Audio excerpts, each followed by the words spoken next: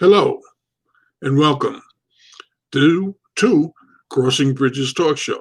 I'm your host, Larry Montgomery Sr. This is my co-host, William. William, introduce yourself. Good evening, everyone. I'm William Lamont Montgomery. It's a pleasure to be here today. You got your newscaster voice on today, huh? Got to be on point. Good. Well, we've kind of turned the corner in life here. We've got a new president and vice president and so on and so forth. Had a great inauguration the other day. Hopefully you got a chance to see it. If not, I'm sure the speeches and everything are online somewhere, so you can Google them.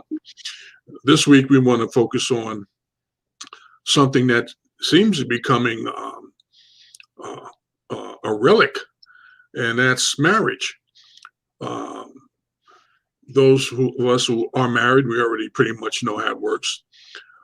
Those of us who aren't married yet and looking to get married, we have 25 questions that you should ask your partner or partner to be, and we're going to talk about each one of them just a little bit. So that's basically this week's conversation and focus. Let me pull up something to read and get the conversation started here. 25 questions to ask before you get married. Some PhD out in Texas, has got a lot to say about the issue. I think it was something that was on Oprah. And so, why marriage? With so many couples nowadays choosing not to marry, why tie the knot? Strong romantic feelings shouldn't be the only reason we marry someone. How do we feel marriage will add to your relationship and to your life as an individual are probably the questions that you want to focus on. So let's go to question number one. How do you handle change and the unexpected? Let me just give a quick comment here. Sometimes a lot of people don't realize going into marriage is how planned out they have their life. When something happens that interrupts that plan, it can take a toll on the relationship.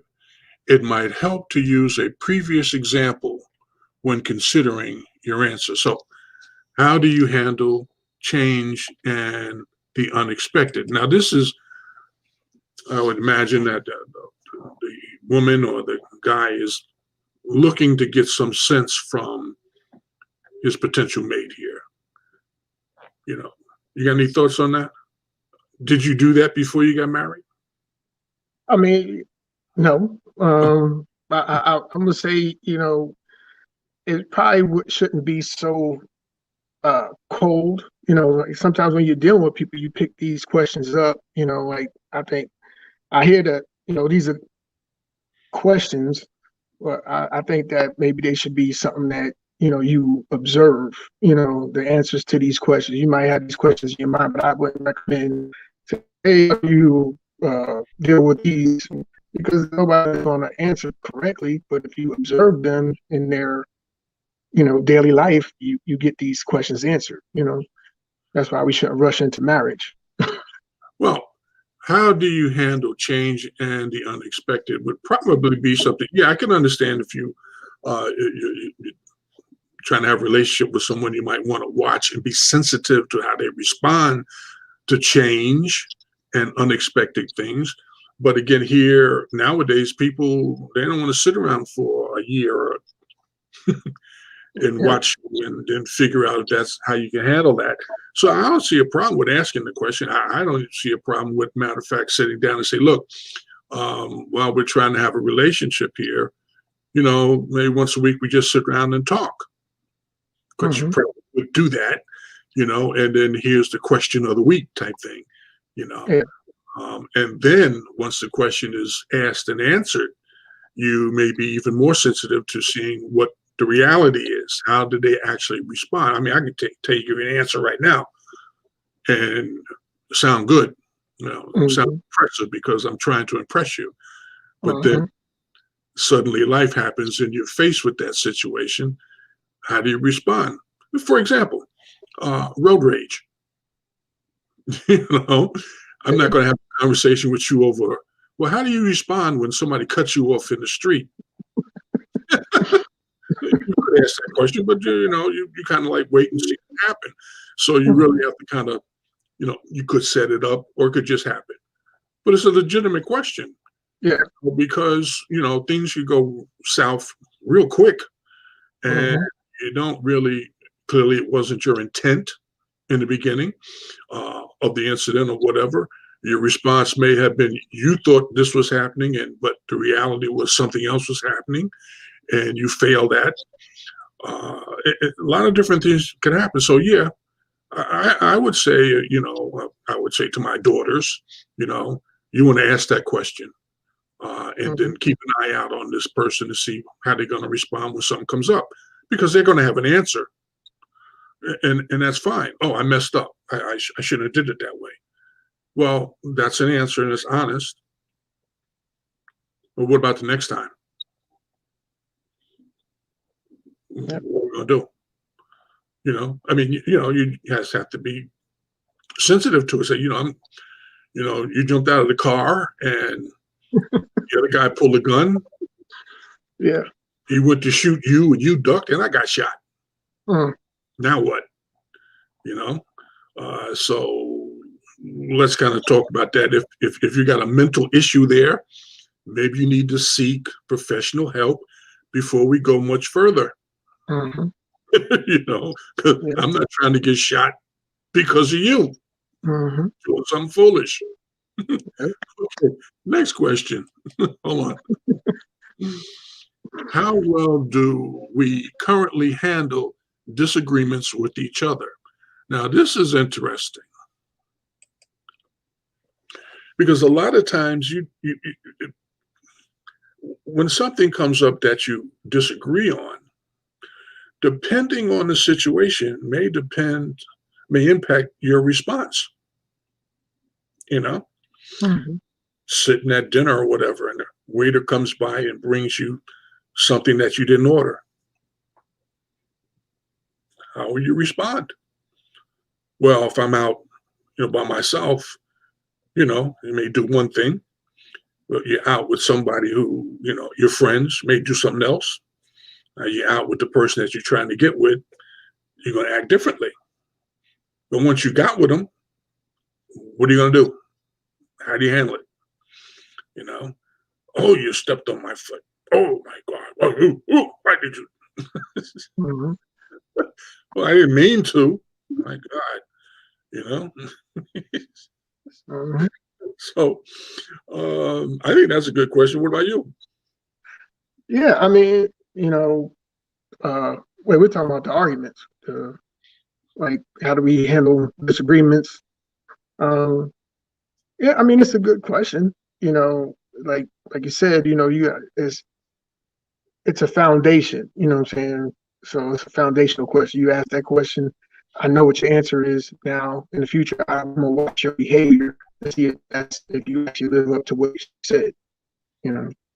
Well, you could ask, well, tell me about, give me an example of what you did when, there was a disagreement with, a person that you cared about. And I they'll mean, probably, go ahead.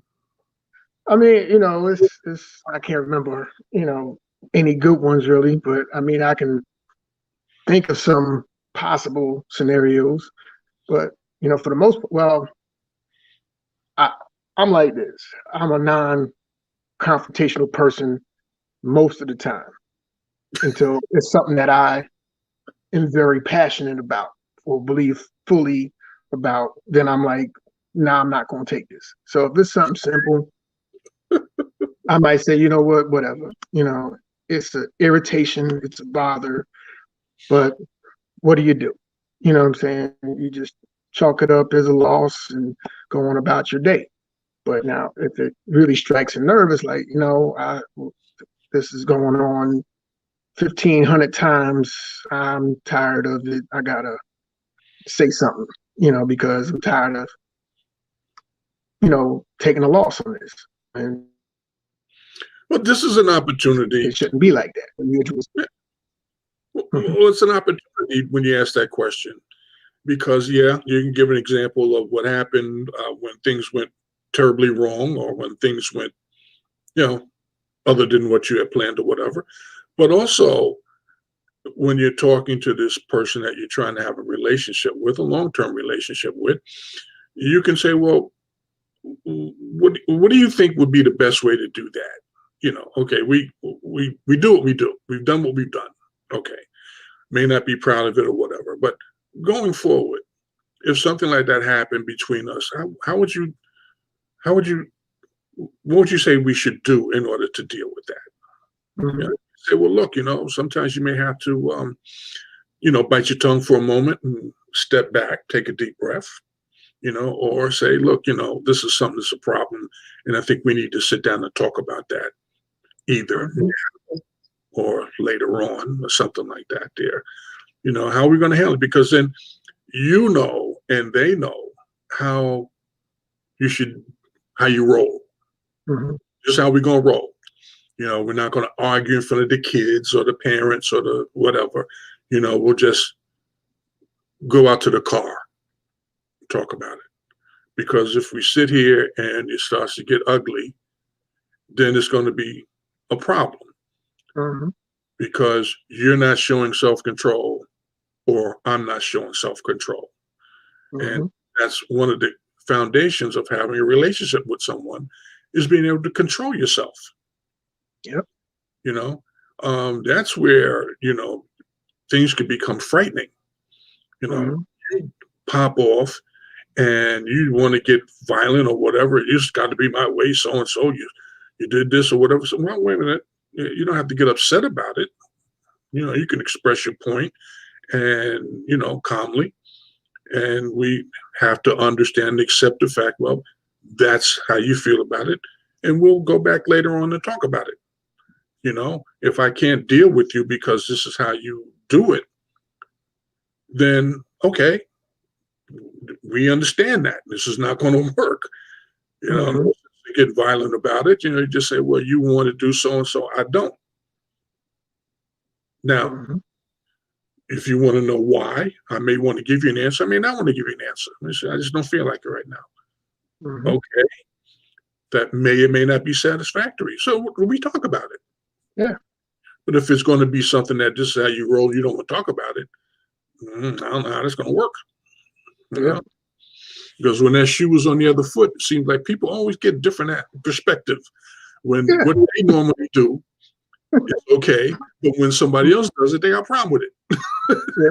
it. Okay, so All, huh? I said all the time. Yeah. Hmm. Mhm. Moving on to another question. Let's see here. Is one of you so stubborn that you can't seem to ever compromise? There you go. We're just talking about that. Next question. How much do you value time together versus time apart? Let me see what the comment is before we talk about it. Will one of you expect to do everything together as a marriage unit? While the other needs a lot of me time? When you're dating, you're spending a ton of time together. Once settled into a married routine, a lot of people find that they miss their independence and they may pull back a little bit. So I guess, having me time. People don't understand that, in a new relationship. Excuse me. Um, you were two individuals in the beginning, and you're trying to come together, and you still. I don't care how hard it is, or how hard you work at coming together. There's still going to be you and them. There's going to be something there that's you and something that's them, and you have to be ready to respect that and accept that. And so, case in point, young couple, you know, get married. Well, you always want to hang out with your fellas, you know, you always want to go to the club. Yeah, well, I'm 20 years old. That's kind of what I do. But you're supposed to be home with me and the baby. Oh, yeah. Yeah. Well, I come home, you know. But the reality is, you got to expect that, and the same thing for the woman, you Mhm. know. Well, I want to go visit with my girls. But why are you always up there? You're always chatting and everything. That's what I do. I'm 19, I'm 20 years old. I'm gonna talk to my friends. I'm gonna talk to you. What are we gonna talk about? Bills? Mhm. You bugging out on all these women that coming by you on Facebook, checking out people, you know. You have those conversations like, well, maybe we were too young, we got married. Or maybe I need to back up and understand that, yeah, you need some free time. I need some free time. And that's when you kind of find out how jealous the other person could actually be. Because now every time you go out, we agree that you can go out or you should be able to go out. Where were you? Who were you talking to? I heard you was doing so and so. I heard you was talking to so and so. Well, that's a problem there, what you heard, because that may Mhm. or may not have been the truth. Yep. And if it is the truth, I sure enough ain't going to respond to it to make it worse. So now what? Okay. So you gotta have that conversation. What we do. When we was in love like that, we was all up under each other 24/7. Now you gotta stretch a little bit. I gotta, I may just want to go with my friends to talk about how good my life is, you know, but I come home to an inquisition. That Mhm. pretty much sucks. So guess what? When you go out and come home, guess what's going to happen? The Inquisition when you come back. Absolutely. And it's going to be twice as much because women talk twice as much as men. So, yeah, that's how it works. They talk twice as much. They say 20,000 words a day. No, was it 5,000 words a day? Some of them are like that. And we don't get nowhere close to Mm. that. But anyway, okay.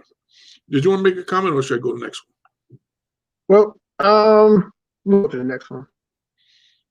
one? Okay, hold on. Let me pull it up. I got to look at it. I probably could put it on the same screen at the same time, but is your parents' marriage part of your inspiration to marry? If so, why? That's a good question. What is that? Mhm. Because again, here you are, and here she is, coming from a household or whatever. You bring that with you. What you know, what you've seen, what you understand it to be. And so, yeah, well, let's talk about your family history to get an idea of where you're coming from. Do you think the first thing people are going to talk about are the bad things they seen at home? I don't think so. You know, I I'd be I'd be concerned if my first conversation with you about, well, how's your family life? And you say, well, yeah, well, my mom used to beat me, and then my dad beat me, my brother beat me up, and my dog bit me, and the postman kicked me, and ooh, all of that. Mm. The other thing, which usually gets glossed over, is when you are being asked, well, how's your family life? How's your mother and father? What kind of lifestyle did you have? You start talking about that. But then you've got to be ready to understand who and where your parents came from and what they understood, what life was like at grandma's house, because all of that still pours downhill right onto your parents, that pours right down onto you. Maybe, maybe not as much, but it's still something that it's there. And you need to start dealing with that So you can understand, and your mate can understand, you know, what, what part of the ocean you were actually in before you got here. Agree? Disagree? I mean, that's definitely important. I mean, I don't think it happens enough, you Hmm. know, because a lot of us get blinded by what's in front of us, and that, you know, trying to get more information is either not important to the individual that's trying to develop a relationship. I don't care about their mother. I don't care about their grandparents. I just care about them. Which, like I said, that's superficial, interview that most people do. What's your name? What's your number? Where you stay? And Hmm. after that, this if everything's good, I'm not asking any more questions, but I should. Well, yeah, and that's the thing. You should ask questions because if you're thinking about, um, and even if you're not thinking about it, it just happens that you find that this is the one. And usually, when you find somebody that you're happy with, you're going to ask questions anyway Mm-hmm. because you want to know, you know, and you want to talk about things in the future, and you want to get an understanding. Now, yeah, there's clearly a tendency to, I'm going along to get along type thing. Mm-hmm. Then you've got to stop and say, no, let's really talk about that. All right. So we get an understanding. There may be some bad experiences that are hanging over. There may be your perception of what it should be like may not be realistic to me because I don't have a clue. Mm-hmm. And so I got to understand that your perception of this may actually be work for me, Mm-hmm. you know, and at the same time, you need to understand that, well, he's going to have to work at this part because he don't know nothing about this part. Mm-hmm. I got to be understanding that he's going to work on it. So I Yep. mean, it's that kind of a thing that falls out on the table. Mm-hmm. I did have an example I was thinking of, but I just kind of slipped my mind. Oh yeah, what kind of relationship do you have with your moms? Oh yeah, well my mom's is cool. Yeah, I see her every night because I live at home. No, I see her once a week. I call her. I Mm-hmm. go visit once a month. Okay, you know, and yeah, that's how I do it. Mm-hmm. Now, her on the other hand, well, I see my mom's every day because I live at home. I talk to her every day because I have my own apartment. I visit her every Sunday for dinner. I'm always there on holidays with my family. Mm-hmm. So now you as the guy, you didn't calculate all of that because you thinking it's going to be me and you every day, 24/7. And she Mm-hmm. just told you every day I talk to her. And once a week I go see her. And every holiday I'm with her. Yep. That's what she was saying. Now you didn't pick that up. Okay. So the first holiday come along, here you got an attitude. Well, I don't feel like going over there today. I thought we just stay home and watch the game. Mm-hmm. Argument because I'm going to see my mama. Mm-hmm. Okay, Yeah. let's go on. Hold Well, on. well, you mentioned a key point. Yeah. You mentioned a key point that I think a lot of people miss too. Is I think sometimes females will tell you all this information, but if you're not listening, what I'm saying, you're doing yourself a disservice because the answer's in the information. If I know that you go to see your mother every Sunday, then me making a plan to do something with you on a Sunday might not be the best idea for me to do. You know what I'm saying? And when people are giving you information, it helps you to be more successful to listen because it's like, okay, well, she told me he's there every holiday, every Sunday. She called every day at the same time. Well, I know, and it might sound a bit much, but if I know that this is what this person is doing, and for me, if I, she's gonna spend an hour on the phone from 5 p.m. to 6 p.m. Well, I know if I call her at 4:30, I could talk to her for a couple minutes before she talk to her mom. Or if I call at 6:30, I know she didn't finish talking to her mom. You know what I'm saying? And You you hope, can figure out what works for you. you Yeah, well, hope. yeah, hopefully. But you have a better chance of success. You know what I'm saying? Instead of I called at 5:30 and you ain't answer the phone. Well, I told you every day I talked to my mom at this time. You just created an argument because one, you didn't listen, and two, you was calling while she was on the phone with her mother. You know what I'm saying? It's like, I done told you this, you didn't pay attention, you don't care about me. You know what I'm saying? It's a whole different ball of wax that you just created. But Right. I digress.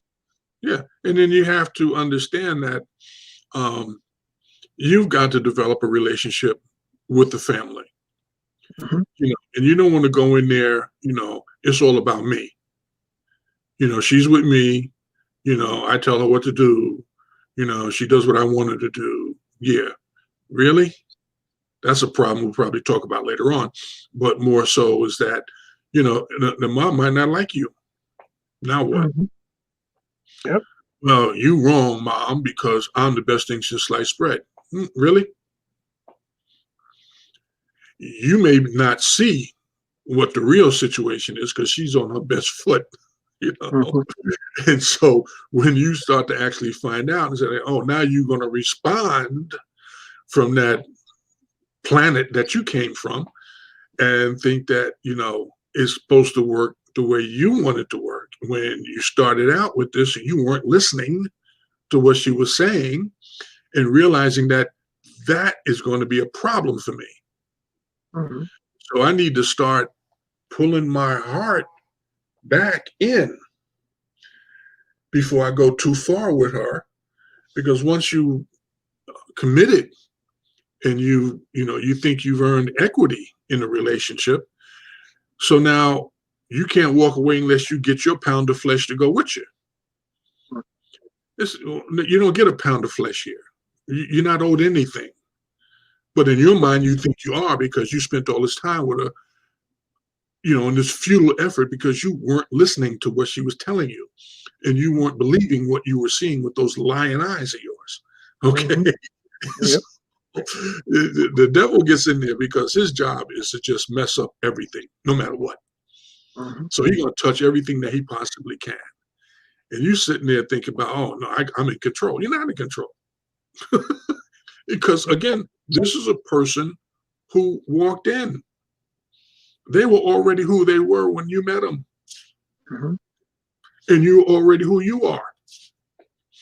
So if you're not willing to be flexible, then you might think that, well, this is not going to be a long-term relationship because I got issues. Mhm. Let me go on to the next one. What if you were not able to have biological children? Now, that's an interesting one, Yeah. because that's probably something that's never really fully understood in the beginning, unless they just blatantly tell you, well, yeah, I'd like to get married, but I don't think I'm having any children. Why? Mhm. Okay, you got to answer that. Well, physically, I can't do it. Oh, that's something to be considered. Mentally, I'm incapable of having children. That was something we definitely have to, this ain't going to work. No. Mhm. You got mental issues. Okay. You on your meds?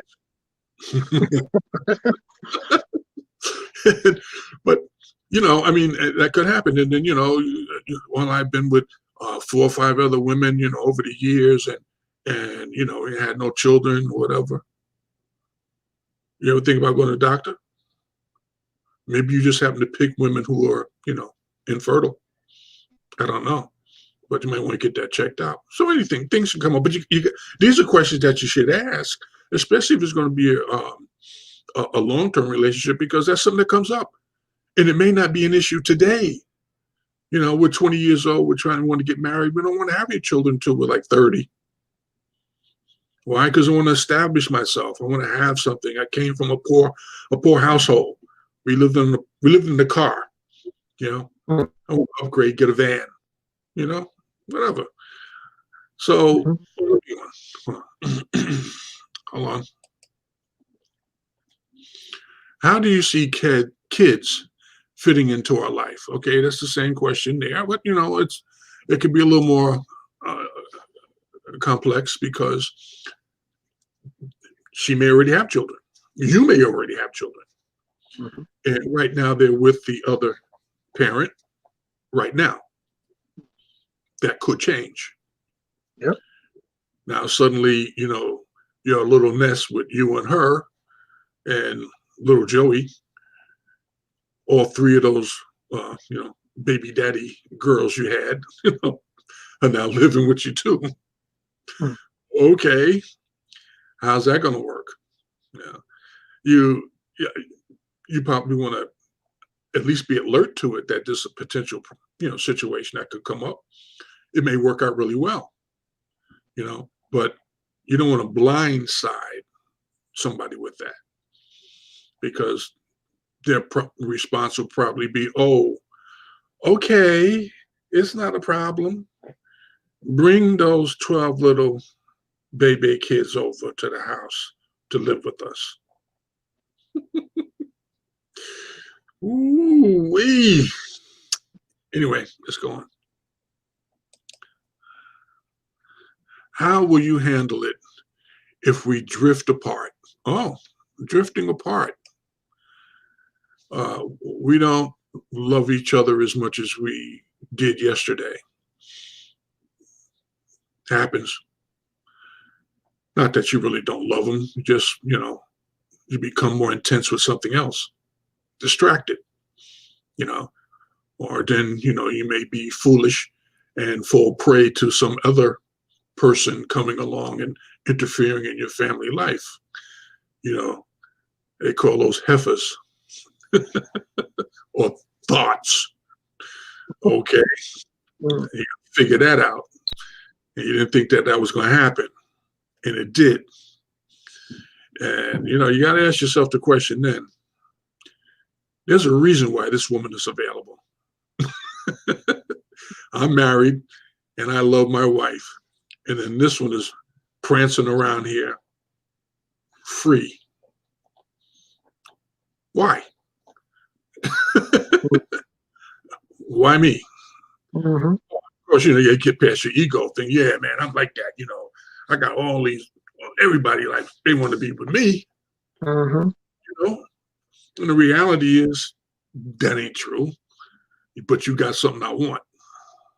Mhm. It could be money, could be position, could be a car, could be a pair of nice white sneakers. I don't know. It could be something, It's not you, because you come with baggage and a bill. They call that child support or alimony. Mm. Those two bills you come with. All right. You know what you're doing, right? Yeah. Mhm. Okay. Let me go on here. Did you want to say something? I mean, you can always pop in. Okay. Okay. Um, let's see. This is a more productive question to ask than how often will we have sex? That's an interesting question. Oh no, here it is. How do you expect to cope with our sexual ebbs and flows? Are there sexual ebbs and flows? Gee, let me list them. It happens to everybody sooner or later. Okay. It could be stress. It could be stress from the marriage situation, job stress, physical stress, that you used to be able to go out and run 20 miles a day in 40 minutes, and now you can only run 20, 10, whatever. Got Mhm. cords. Something went wrong. It's just ain't like it used to be. And so there's an ebb and there's a flow, you know. And yeah, that's a test of love, you know. Mhm. People have needs, Are you going to put your needs before me? Well, we could talk about the marriage thing because the marriage commitment, you know, is a real commitment. Mhm. And you could find yourself on the short end of that stick and still stuck there because you committed to it. They say, and for better or for worse, Mhm. you don't know what worse is Yep. until it hits you. Mhm. And sometimes better is the worst. Mm. Oh man, I just got a promotion on the job. I'm making six figures, large. Yeah, I got people working for me. Yeah, I got I got to travel a little more than I used to. Yeah, like Mm. half the time I work, I'm on the road. Mm. Oh, that would be a change, wouldn't it, in your lifestyle? Yeah. Mm. Um, I'm on call 7 days a week. Mm. That would be a change in your lifestyle. You know, Mhm.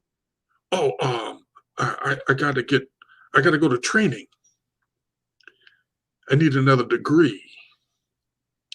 That would be a change in Mhm. your life. Yep. Now, you would think that your mate would understand because it's all going in the same pot, you know, all this money I'm making.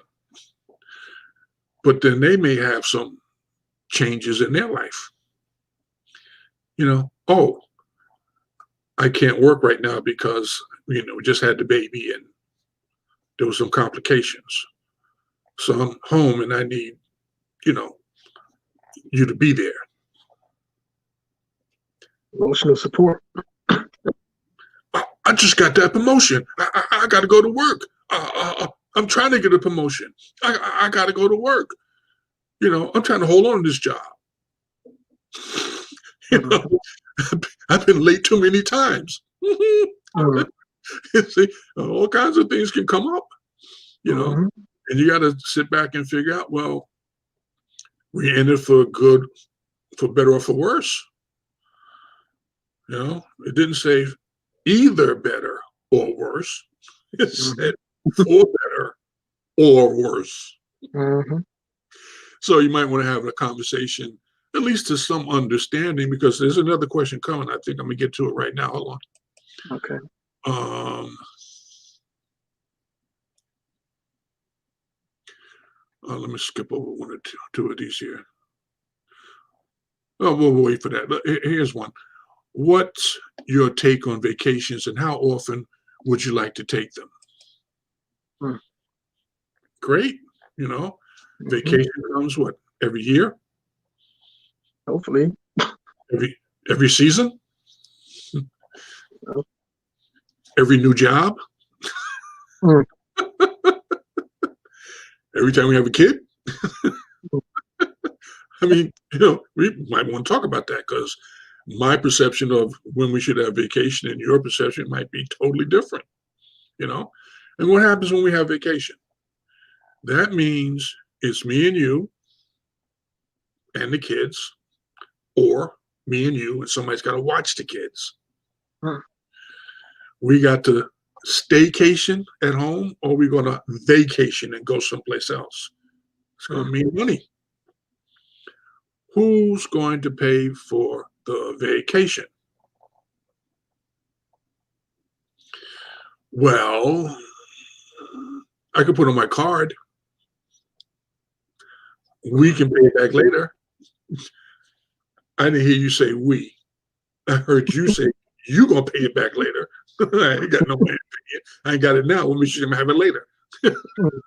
And if I have it later, what makes you think I want to give it to something that I already enjoyed the vacation? I got Mm. that current now. Mm. So you got to have those kind of conversations because you might want to plan ahead and have a vacation fund. Mhm. Which is it just makes sense, but a lot of people don't think about that until after you already had a problem. Yep. For a few years, we had a what they call that timeshare. Mm. Great concept. God awful deal. I don't care what you think you got. When you got a timeshare, that's a problem waiting to happen. Mm. You can't get the facility that you want on the days that you want. Mm. What? I already told my boss I'm going to be up for such and such a day. I can't get the facility, and I'm paying for it. Mm-hmm. But anyway, we go on. Let's see what else we got. You got timeshare? No, well, I'm affiliated with the Armed Forces Vacation Club. They have like timeshares. I just pay for the week that I go. Okay. So it's a pretty good deal. You probably can use it too. You're a What, veteran. for USAA? No, it's not USAA. It's a totally different thing. But we'll talk about it offline. Okay. If anybody got questions about it, hit us in the comment box. We'll probably address that in a different show. Okay. Hold on. Here's a question. Do you want to save a lot early on or save up in burst for things like a vacation or a new TV? Now we're getting in the realm of your thoughts on money management. Well, my thoughts on money management is how much I got in my wallet right now. Mm-hmm. That's probably as far as I thought about it. And Mm-hmm. a woman is probably thinking, a couple of years down the road. Yeah, I have a savings account. I have this, I have that. And good. Let me get my hands on that money. No. But then, then you have the conversation about money management because that's a problem. It's important. It's not a problem. It's important. And sometimes it's much more important to those who understand it than for those who don't understand it. Mm-hmm. It'll be okay. I get paid enough every week. Yeah, but we're going to be living,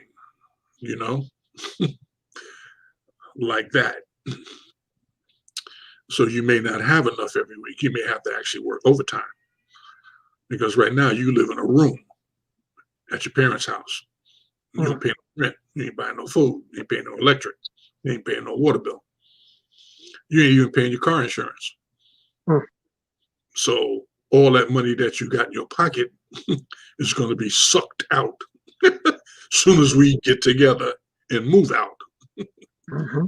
Yep. Oh, no, you can come stay at my house with me. Yeah, in my room. And she pulls up and starts pulling those bags of clothes, suitcases of clothes out of the car. I ain't got no room in here for the bed.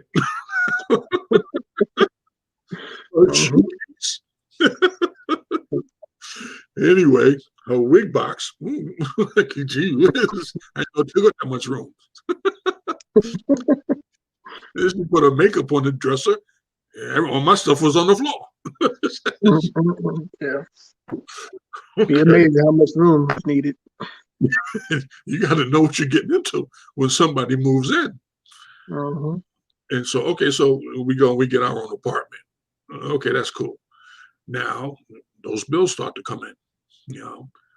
Rent. Renter's insurance. Gotta have it. Right. That auto insurance. 2 cars. Not Gotta one. have it. Right. Mm-hmm. Electric, cable, phone, 2 cell phones. Mm-hmm. So you look back and say, I got to take on a 3rd job to keep up. It's just like that, And see, well, I'm just going to work on my job. And, when I get my check, I usually go to the hairdresser and then I go to the nail shop and I go buy some shoes, get my car filled up and washed and waxed. Let me go shop and get me a new wig. baby, you, I don't know if you're gonna make it this week because we don't need a little something, something to get this rent check together here. Oh Mhm. no, Big Daddy, it's on you. I knew we should have had that conversation before we got married. Mhm. Yep, yep. Hold on, let's see what else we got here. Hold on. Oh, hold on. Oh, here's one. Do you want separate bank accounts or to share all assets? I'm gonna let you speak on that first. Well, I'm like, I do believe there should be a joint account, but not all money should go into that joint account. You know what I'm saying? I think that, you know, because there's going to be things that I want to do. And when you trying to do something that you like to do and the other person don't like to do, and you can't spend that money, that's our money. That's going to be a problem. You know what I'm saying? Money it tears up a lot of families. You know, either you don't have enough or you have some, but you have just enough, and people don't want you to do whatever it is that you want to do with it. Whether that goes for the male or the female, it can be a problem. So, hey, we got 100% of the money. This money goes to the bills. 25 goes to me. 25 go to you. The other 50% go in here for bills and everything else. And that way, it's 100% of the money being used, but I have my little bit for me. You have your little bit for you. The house money stay there, and that's where all the main bills go to, because you have a lot of people that'll take money out thinking that, oh, there's going to be money in there, and somebody else will spend some money, and then now your rent check is short, and you're wondering why you're getting evicted because paid your rent has been paid late too many times, and you're like, well, we always got enough money in it. No, but everybody's taking the money out, and the stuff is bouncing, which costs money. It'd be a huge problem. Even though you have enough money, you might not have enough money in the account at that time, and you get screwed. Yeah. So we had that situation, a joint account, great idea at first, then still start happening. I just took $10 out for lunch. Yeah. We didn't have $10 for lunch. Mm-hmm. Oh, you got the overdraft bill. Oh, now you got to come up next week with your check and have 10 more dollars because every dollar is accounted for. So yeah, you want to have separate accounts.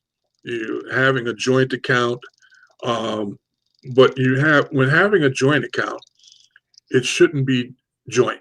It should be, okay, you know what's in the account. Okay. And if there's a problem, you can get it. But there's one money manager for that account. And that one is held accountable for everything that goes through there. Mm-hmm. And so both people should look at the financial records every month. So ain't nothing like, well, he said he was paying the rent, and then the sheriff showed up, knocked the door down, and drugged me out. Mm-hmm. I didn't know nothing about it, Yana. Man, well, that's your problem, because you should have known. Yep. So yeah. And that knowledge is power. And like I said, you don't want, whether it's a guy trusting his woman to pay the bills, or a woman trusting the guy to pay the bills, or, anybody trusting the next person to pay the bills, you're leaving yourself open for a problem. It's not saying that they can't, but in the event that there's a problem and you don't know about it, and they forget to tell you, hey, I check the account, I see that there's money in there, or I check the account, I see there's not enough money in there, and I know that the rent check is due. I got a couple of dollars over here. Let me put that in here so I can cover it until next time. We can have this discussion later on how to fix the problem. Yeah. And it should be a regular routine, not one of those things. Oh yeah, I trust you. And they make you trustable. You see, people that you can trust don't have a problem. You checking them. Yep. You can't trust. They got a problem with you checking them. And so you need to know that up front. Just like a liar. A person will tell the truth and just say what it is, and that's it. Person who's lying got 450,000 words to go along with that response. Mm-hmm. Yep. And they want you to hear each and every one of them. Okay. Talk into submission. Yeah. We're at the end of the show here. And we didn't get through, I think, half the questions, but that's okay. We can put it off to next week, unless something else comes up or whatever. So I want to thank everyone. I hope we were of some help, at least to start conversation with those you know and love. And we'll be back again, God willing, next week. And in the meantime, God bless. We love you. God bless. Okay.